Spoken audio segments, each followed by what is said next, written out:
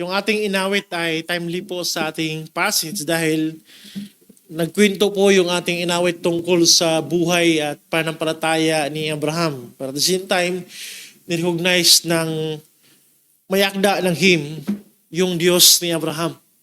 At alam po natin, hindi po lumago, hindi humantong sa maturity si Abraham na automatic. Isa sa mga highlight sa buhay ni Abraham yung sunod-sunod na mga pagsubok upang itest ang kanyang pananampalataya, upang siya ay lalong makakilala sa Panginoon at lalong lumago sa kanyang pananampalataya. At naging halimbawa si Abraham, no?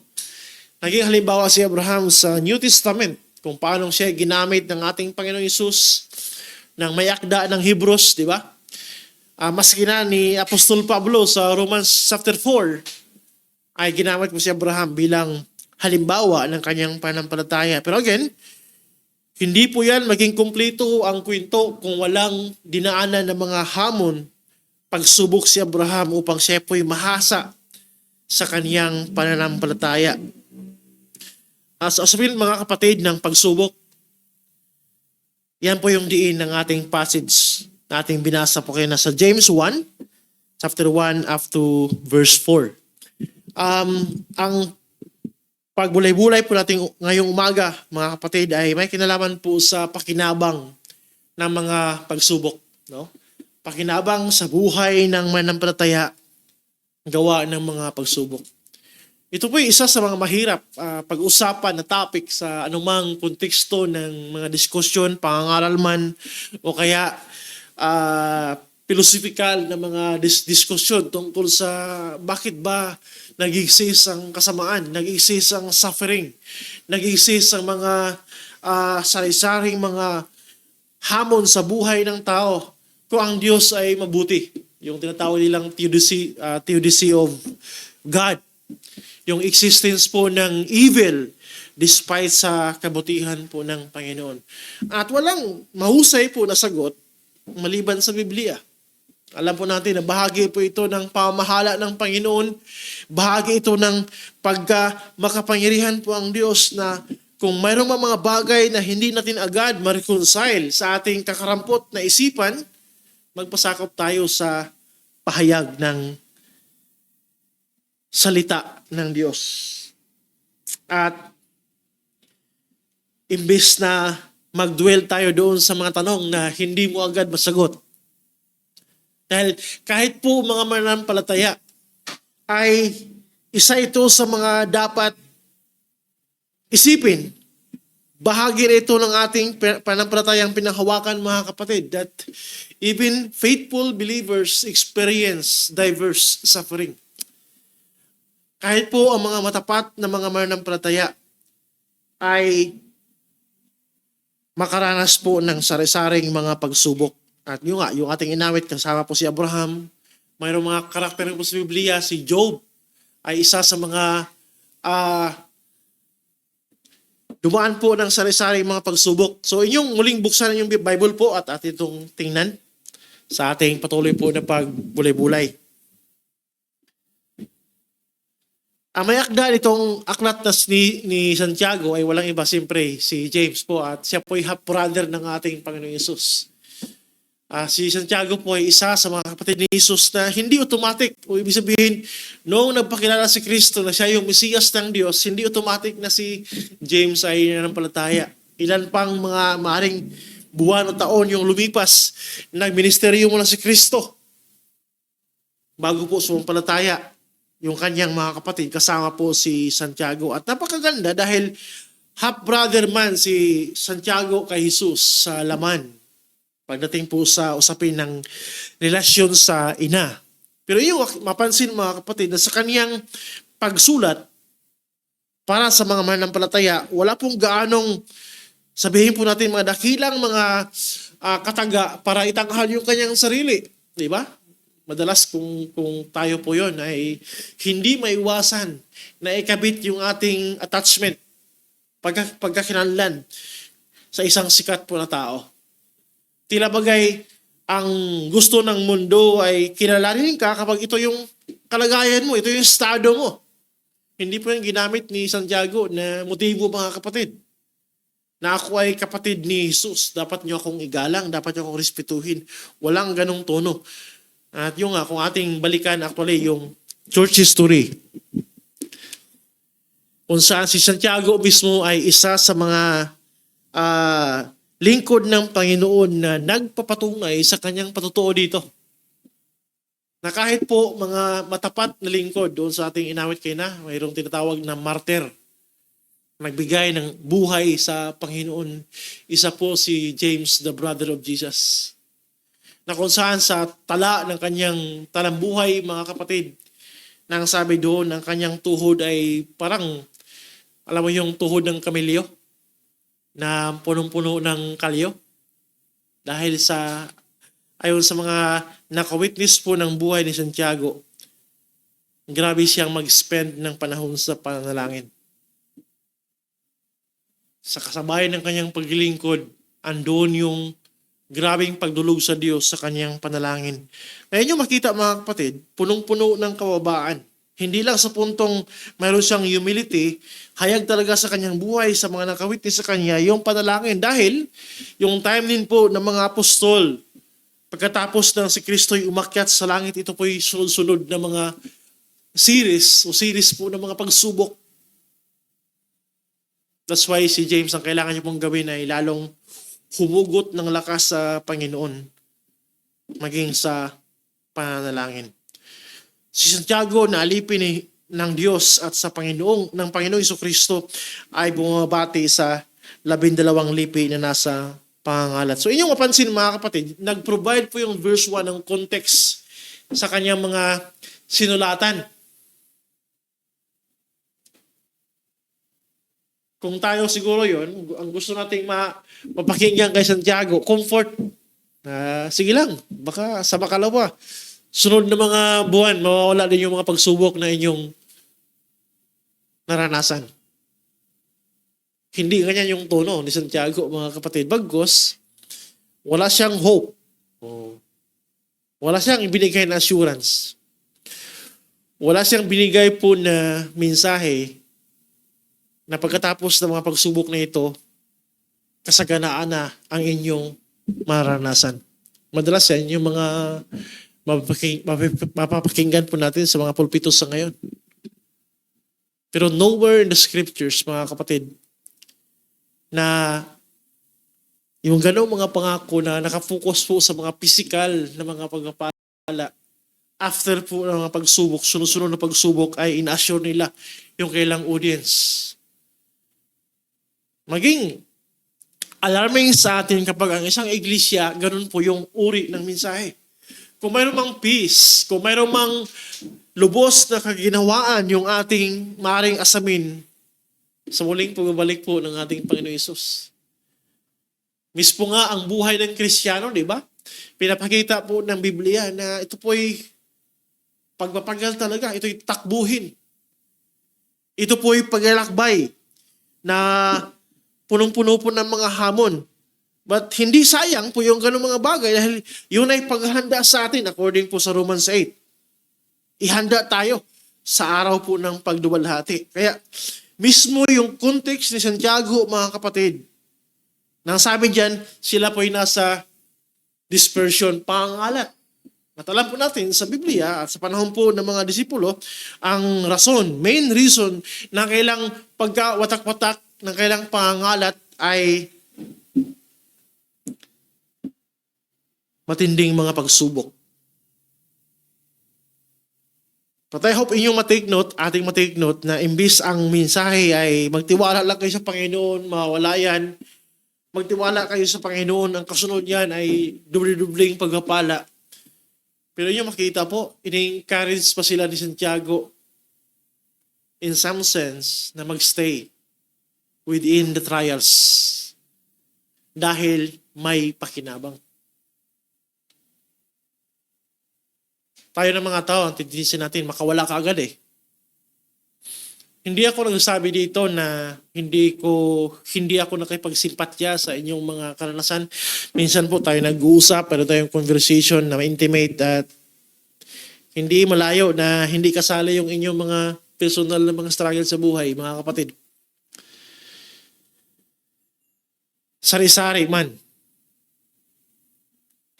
At ako'y convicted na ang tamang sundin sa panahon po ng pagpapayo ay yung kagaya po ni Santiago na isang leader ng iglesia. At kinakausap niya ang struggling believers, yung struggling congregation, mga kapatid. Without having false hope. Hindi po yung mga piki na mga pangako yung kanyang binigay sa kanila.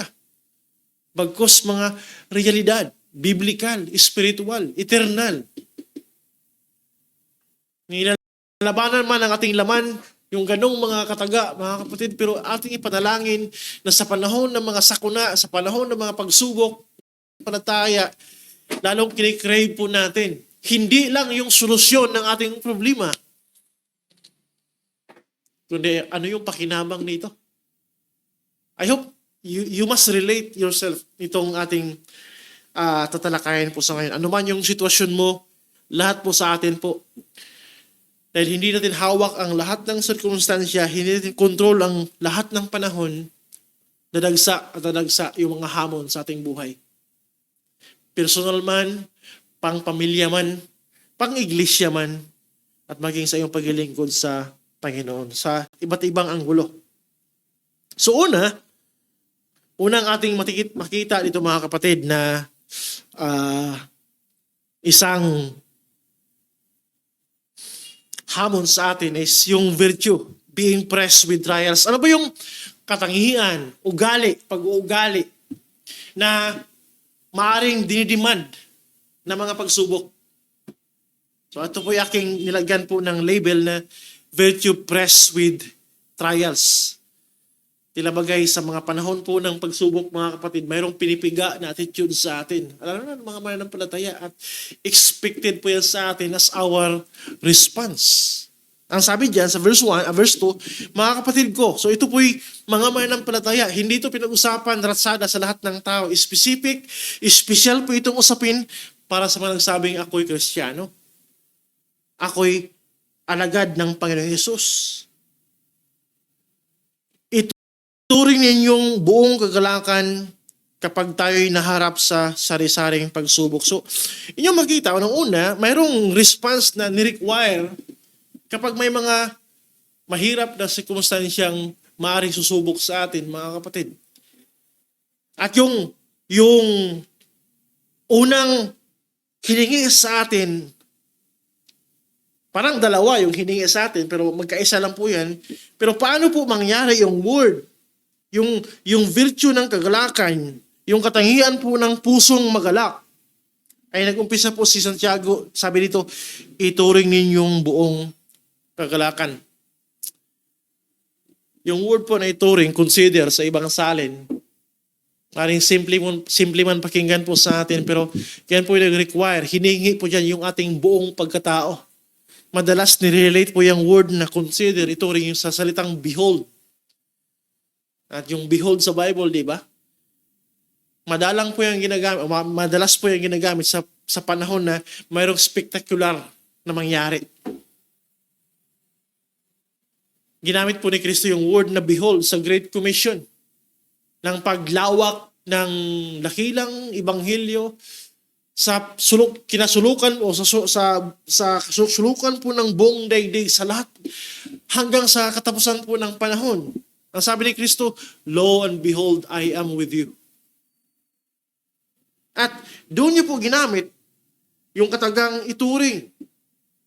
Consider these things. Ibig sabihin, isip, puso, buong pagkatao ay ibigay mo.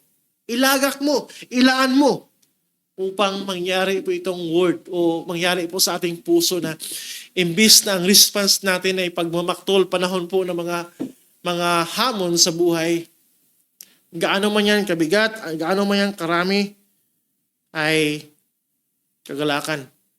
So sa makatuwid, in times of suffering, in times of testing, in times of trials, mga kapatid, ang unang kalaban natin ay yung ating pag-iisip.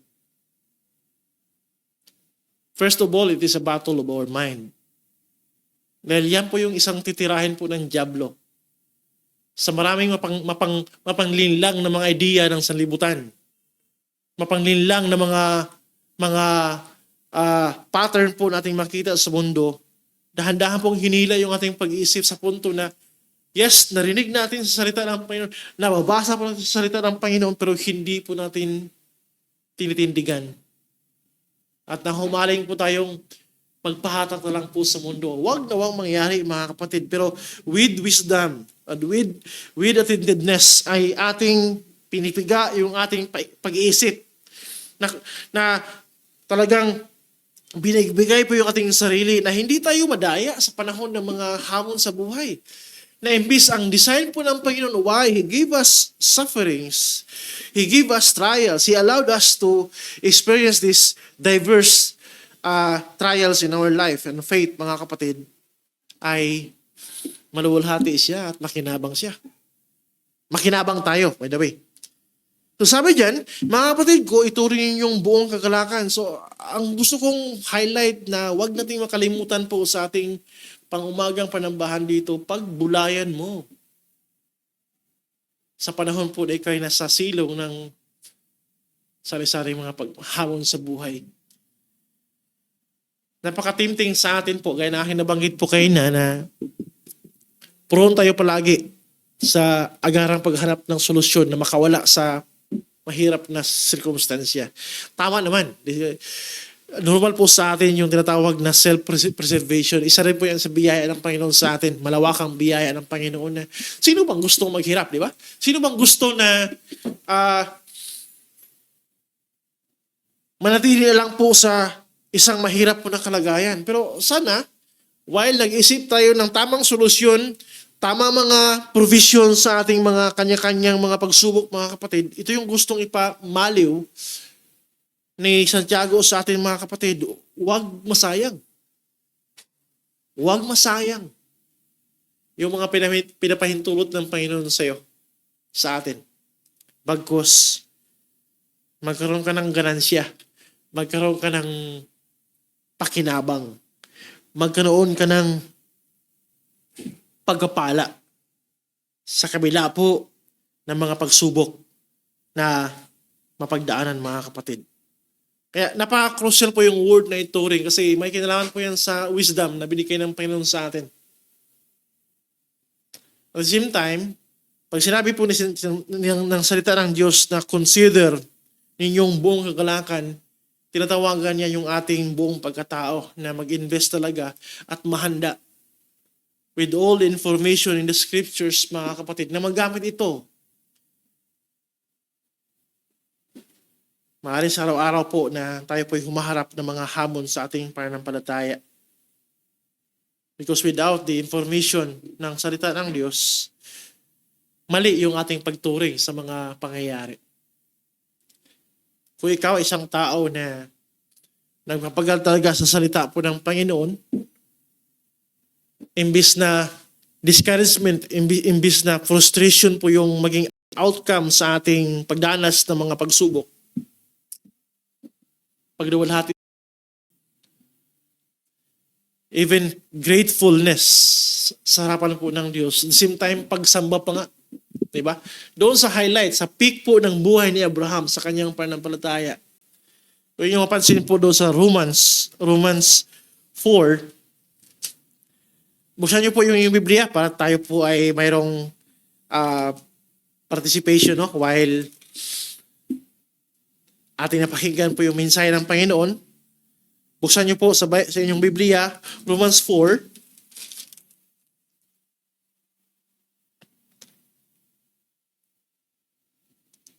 Simulan po natin sa verse 17.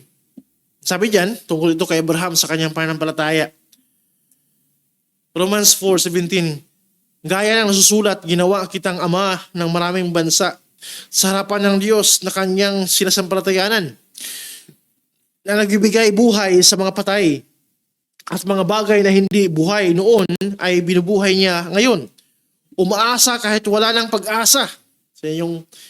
Sa language po, sa wikang English po ay hope against all hope. Kumbaga sa level po ng tao, sa observation po ng tao, sa isipan po ng tao, wala nang chances. Wala na pong pagkakataon na maresolbang problema ang ito. Sabi diyan, umaasa kahit wala ng pag-asa, siya ay sumampalataya na siya ay magiging ama ng maraming bansa ayon sa sinabi, magiging napakarami ang iyong binhi. Hindi siya nang hina sa pananampalataya.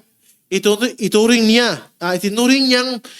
ang sariling katawan tulad sa patay na sapagkat siya ay may mga 100 taon na noon. At ang pagkabaog ng bahay bata ni Sarah. 20, tingnan niyo po. Ngayon man, hindi siya nag-alinlangan sa pangako ng Diyos sa mamagitan ng di paniniwala, kundi pinalakas siya ng pananampalataya habang niluluwalhati niya ang Diyos. At lubos na naniniwala na kayang gawin ng Diyos ang kanyang ipinangako. Doon tayo mag-dwell. Bagamat ang aplikasyon sa atin dito mga kapatid, hindi ito pangako mga physical, material blessings, pero note the word, yung nabanggit po dito, may sinabi ang Diyos sa kanyang salita na pinanghawakan ni Abraham. Relate that to our spiritual experience mga kapatid, may mga pangako ang Diyos. Again, hindi man primarily physical, hindi man primarily temporal blessings. But ang daming pangako ng Diyos ng spiritual na pwede nating danasin ngayon mismo. At ating pang patuloy pong danasin hanggang sa walang hanggan. Doon tayo mag-dwell sa sinabi ni Pablo, once na ang Diyos ay may sinabi. Hindi haka-haka. Hindi lang opinion ng tao, hindi lang po suggestion ng sinuman. As long as sinabi ng Diyos na ikaw ay lumago, makinabang, spiritually, sa mga instrumento po ng pagsubok, gaya ni Abraham, pagtiwalaan natin ang Diyos. Imbis na pagdudahan.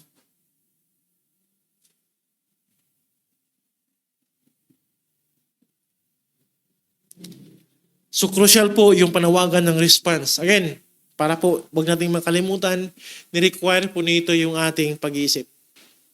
Na palagi pong attached sa scriptures, sa prinsipyo po ng salita ng Diyos, as long as may sinabi ang Panginoon.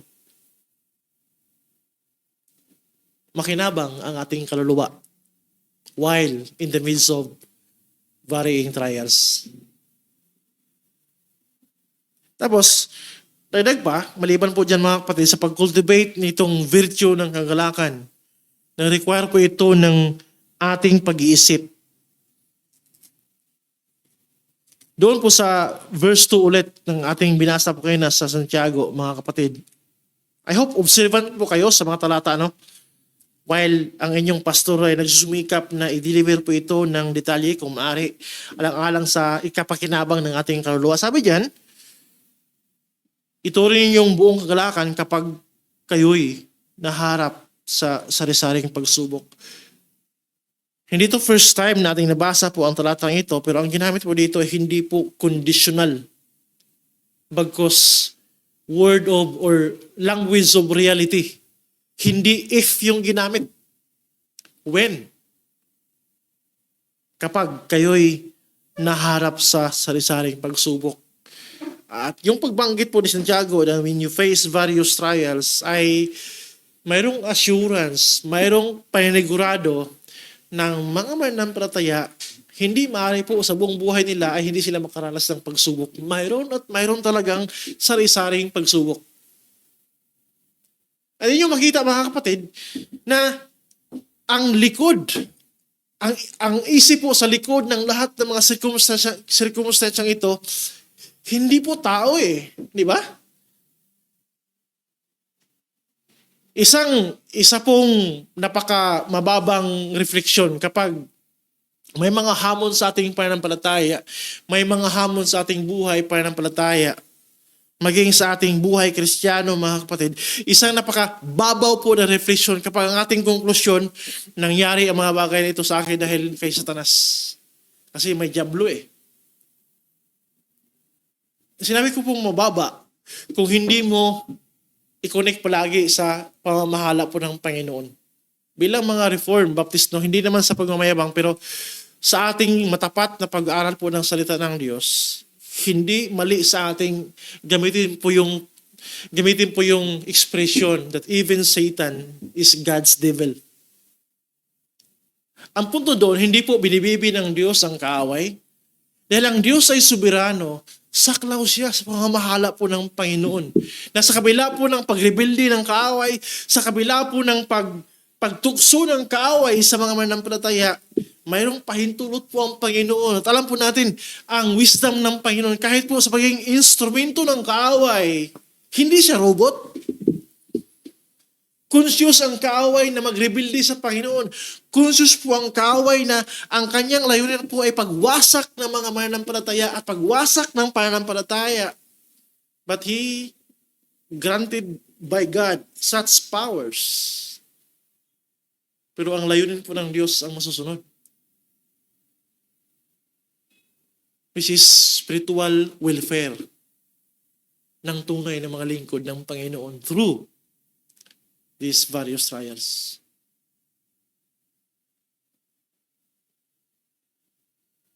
Kaya huwag mong iwala ang role, ang pamahala ng Panginoon sa mga pagsubok ng ating buhay.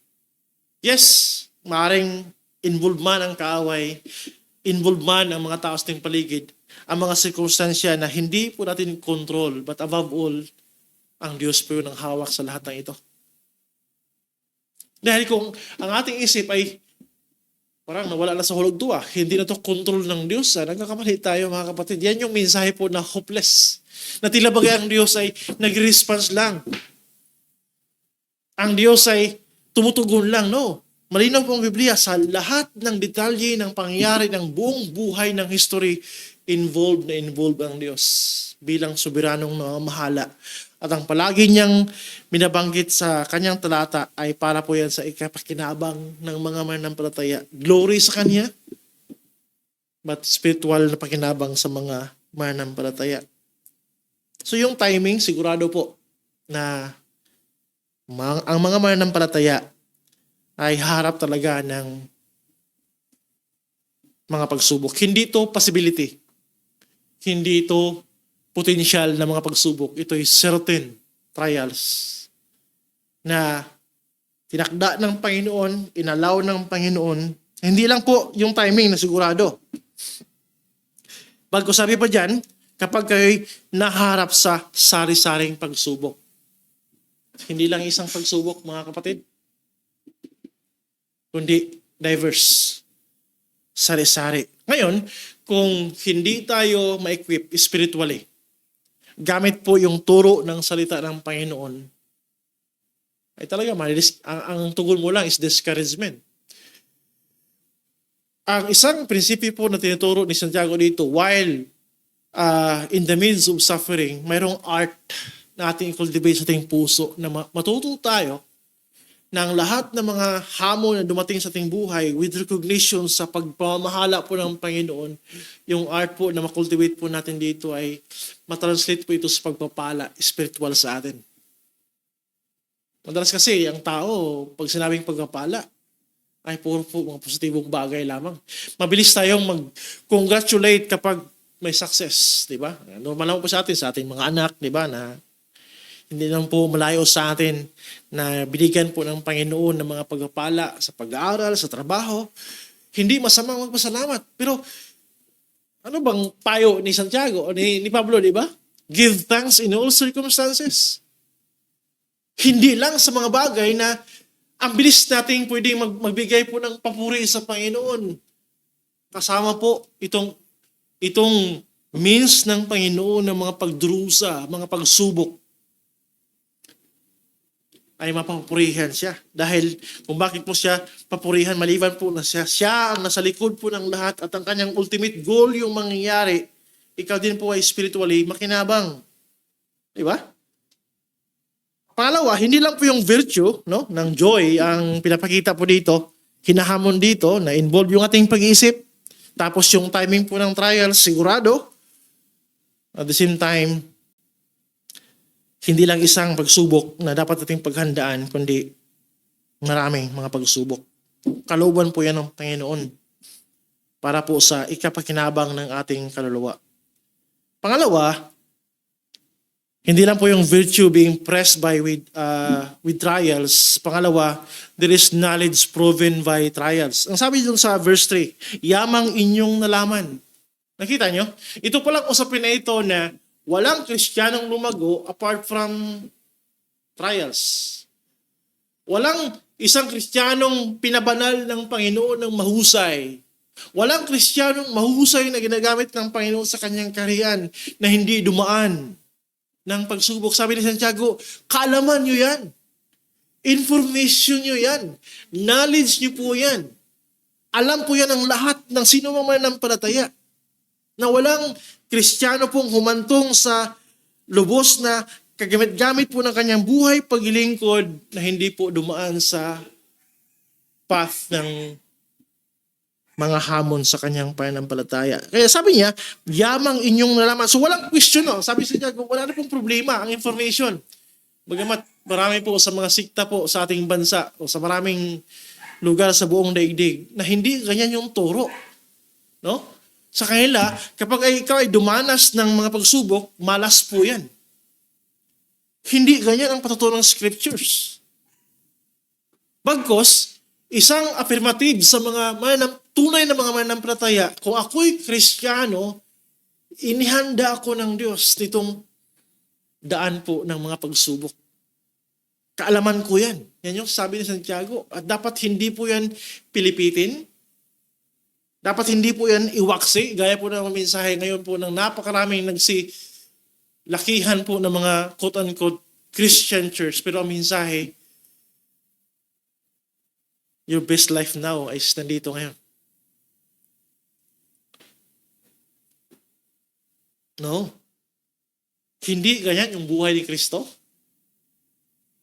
Ang daan pong tinahak ni Kristo bago po yung kanyang kaluwalhatian is suffering, self-denial, upang hindi lang bumigay sa kasalanan. At yan yung pattern na hiningi sa atin ng mga kapatid. Yes, with all the blessings, physical blessings, material blessings na ibinigay ng Panginoon sa atin, pero hindi nawala yung hamon sa ating spiritual na paglilingkod upang tayo hindi mag-give in sa kasalanan, sa tukso ng kaaway, masundan po natin yung buhay ng ating Panginoon Hesus. Landas na dinideny ang sarili for the sake lamang po na masunod po natin ang Panginoon.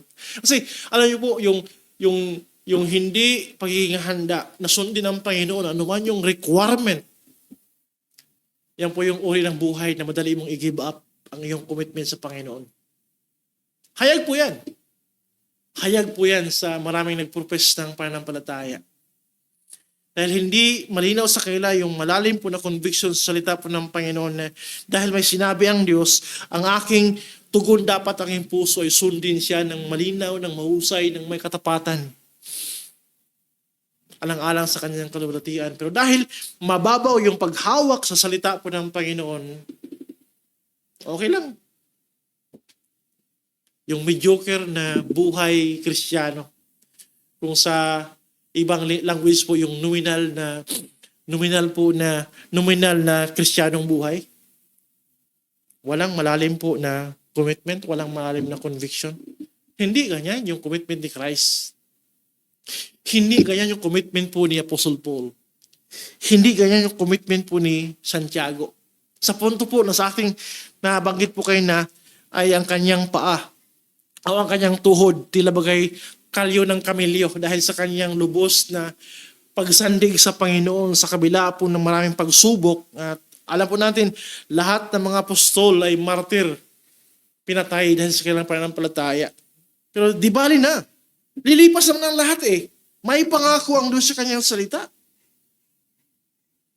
Sa makatuwid mga kapatid, itong nabanggit ko na knowledge proven by trials, itong ating kaalaman sa scripture, theology, doktrina, at yung kaalaman na ang Diyos ay nanghawak sa lahat ng bagay, paano po ito aktual na ating mapakinabangan, we need to experience diverse trials. Upang ang knowledge po ay hindi manatiling information, bagkus maging intimate knowledge sa punto po na iyong in-apply ang katotohanan po ng salita ng Diyos, kailangan po ng aktual na karanasan. Ano yung ginawa ng Panginoon? Pattern ng buhay ni Kristo, sinundan ng mga alagad. At huwag kayong mag-expect na hindi tayo kasali. Kasali tayo. Invitation po ito na patuloy po maging handa. Kung gusto mo na makinabang ang ating kaluluwa, ang iyong pananampalataya through the means of suffering and various trials. Ang sabi diyan, yamang inyong nalaman na ang pagsubok sa inyong pananampalataya ay nagbubunga ng patience. Mayroong isang Kristiyano, ito naman po ay kwento lang at illustration po na madalas ginagamit po ng mga preacher. Mayroong isang Kristiyano na mayroon siyang kasama sa iglesia na ayaw niya. Ayaw niya makita, ayaw niya masalubong, ayaw niya makausap. Dahil ayaw niya yung ugali, ayaw yung personality. Sa lahat ng anggulo ng pagkatao ng kapatid na ito, ayaw niya. Pero ang prayer niya, Lord, bigyan mo ako ng iba yung pasensya. Sa tingin niyo, kung ikaw yung Diyos, tatanggalin mo ba yung tao ngayon na pinakaayaw niya? Hanggat sa hindi siya lumago sa kanyang pasensya, manatili po yung tao ngayon kasi yun yung kaparaanan po ng Diyos na pag-cultivate ng kanyang patience. Hindi mangyari yung patience, mga kapatid, kapag araw-araw lechon yung ating ulam. Pag araw-araw po, hindi ka na mag-isip kung saan ka huhugot ng salapi. Kung araw-araw, ang pinupuntahan mo, puro fast foods, puro mall, puro lahat ay wala ka nang isipin kundi dahil mayroon ka sa lahat ng iyong pangangailangan, sobra-sobra pa. Para hindi yata tamang akma yung kataga, no? Lord, bigyan mo ko ng pasensya nitong napakaraming pera na mayroon ako. Lord, bigyan mo ko ng pasensya nitong napakaraming trabaho na mayroon ako.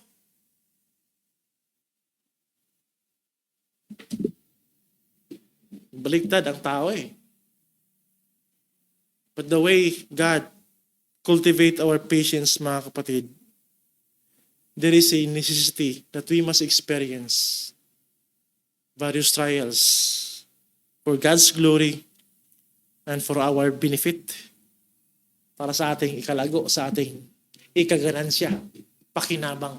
Kaya, kung ikaw ay Kristiyano, ano man yung karanasan mo na tinahak na hindi mo kontrol, at naniwala ka na ito po'y nasa pamahala po ng Panginoon, o ikaw ay mananampalataya, hindi ka lugi kapag meron kang mga pagsubok, mga pagdurusa. Maaring nanghina man yung ating kalakas, nanghina man yung ating katawan, pero dahil sa iyong pagbulay-bulay, gamit yung salita ng Panginoon, indeed there is joy. Dahil doon mo ina-anchor ang lahat ng ito sa Diyos, na mayroong mapagpala at banal po na layunin sa ating buhay. See? And lastly, mga kapatid, as we close, hindi lang po yung virtue being pressed with trials. Pangalawa, knowledge proven by trials. And pangatlo, there is maturity. Maturity process through trials. Ito yung sabi sa verse 4. At inyong hayaan. Grabe, no? Tila bagay, alam mo yung minsan ng gustong maabot po ng tao, experience niya, na tila bagay naka-float lang siya. Hinayaan niya lang siya, yung kanyang katawan makalutang tila bagay sa ibabaw ng tubig at sa ano man yung agos na saan siya po dalhin, as long as safety naman, pahingang-pahinga yung kanyang buong pagkatao. Nakapag-relax po siya habang yung kanyang mga mata ay nakatingala sa langit na napakaganda. Hindi ganong matirik yung araw, pero nakalutang ka lang ng sobrang relaxed ng iyong katawan. Apply that to your spiritual life. Na tila bagay, kung tinan mo, mag-focus ka lang sa mga sari-saring pagsubok na lulunod ka na. Pero kung mayroon kang ganitong prinsipyo sa buhay, hayaan at inyong hayaan. Yan po yung pananalig sa Diyos. Nahawak ng Diyos ang lahat ng sirkunstansya, pati yung aking buhay, ipagkatiwala ko sa Kanya, whatever will be. Hindi po markabahala po ito, kundi hamon po ng pagtitiwala. Na hindi option palagi ang lumayo sa Panginoon, i-give up yung pananampalataya, gumawa ng kasalanan as option doon sa hininging requirement ng Panginoon sa atin sa pagsunod sa Kanya. Ang sabi ng scriptures, hayaan mo. Ibigay mo yung sarili mo sa pamamahala ng Panginoon. At hayaan na malubos ng pagtitiis ang gawa nito. So kung bakit initial na blessing ng sufferings, ng trials po yung pasensya, kasi yung patience, sabi dito, gagamitin ng Diyos sa pagkumpleto ng iyong buhay Kristiyano. Ang sabi diyan, at inyong hayaan na malubos ng pagtitiis ang gawa nito upang kayo'y maging sakdal at ganap na walang anumang kakulangan. Spiritual po yan. Nag-aim tayo na magkaroon ng progress sa pananampalataya. Perfection, in other words, sa wika ni Pablo. Christ-likeness sa ibang anggulo po ng scriptures, mga kapatid. Hindi mangyari yung pagiging kawangis ng ating Panginoon Yesus without this means. At sabihin ko sa inyo, isa sa pinakamahusay ng Diyos ng paghubog ng maturity sa isang mananampalataya ay ang mga pagsubok. Mga kapatid, Kristiyanong pagsubok. Kristiyanong pagsubok. At I hope and I pray na ikaw rin bilang Kristiyano, kung Kristiyano ka, approach trials in a Christian way. Recognize who God is in all these things. Yung kanyang layunin at yung kanyang gawin na hindi kalawihan ng iyong kaluluwa pagkus pakinabang. Nanghingi ito ng pagtitiwala sa kanyang kapangyarihan at sa kanyang salita. Without various trials, there is no spiritual maturity. So, salamat ng Diyos dahil imbis na malas yung tingin po ng mundo sa mga ganong mga yugto, pati kung ikaw ay Kristiyano, kung pagmasid ang iyong puso na mga spiritual na bagay tapat mong napakinggan, i-process mo ito, makita mo. Indeed, hindi po frustration ang lalabas lamang panahon po ng mga hamon, bagos worship, thanksgiving, joy. Dahil nakaangkla ka, hindi lang sa mga pangyayari, kundi doon sa napahintulot po ng mga pangyayari. Yan, ang isang Kristiyanong nakinabang sa mga hamon po ng kanyang pananampalataya.